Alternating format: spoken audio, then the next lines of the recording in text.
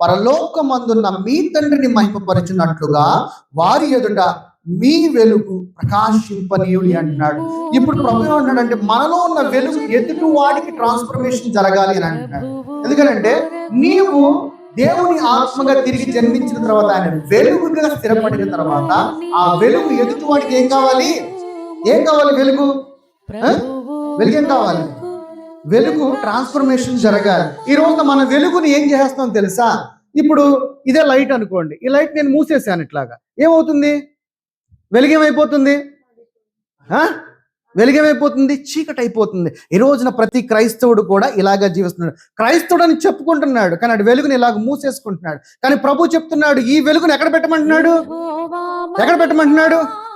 స్తంభం మీద పెట్టమంటున్నాడు. ఆ వెలుగు అందరికీ ప్రకాశమానముగా ఉండాలి. నువ్వు ఇలాగ ఈ రోజున ప్రతి ఒక్క క్రైస్తవుడిగా ఇలాగ మూసేసుకుని నేను క్రైస్తవుడని జీవిస్తున్నాడు. కానీ ఇలాగ జీవించమని కాదు చెప్పింది.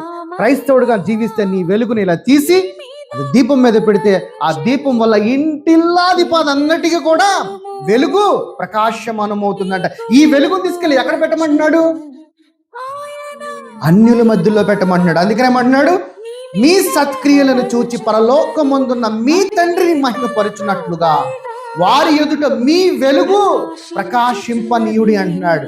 అంటే నీవు ఒక గిన్నెను మూసేసిన లాగా కాకోకుండా నీ జీవితాన్ని, నీవు చేసే ప్రతి సత్క్రియను బట్టి నీ వెలుగుని ఎదుటి వాడికి ట్రాన్స్ఫర్మేషన్ అవ్వేలాగున, ఆ వెలుగు బట్టి వాడు కూడా వెలుగులోకి వచ్చేలాగున నీ కృప ఉండాలి. కానీ నేను క్రైస్తవుని అని చెప్పుకుంటాం, కానీ మనం చీకట్లోనే తిరుగుతున్నాం. ఈ రోజున ఇలాగే ఉంటున్నాం. కానీ నేను ఇలా కాదు జీవించమన్నది. ఈ వెలుగుని ఎలా తీసి ఈ వెలుగుని అది బ్లో అవులాగున, లేకపోతే గ్లోరిఫై అవులాగున నిన్ను జీవించమని దేవుని యొక్క వాక్యము సెలవిస్తున్నది.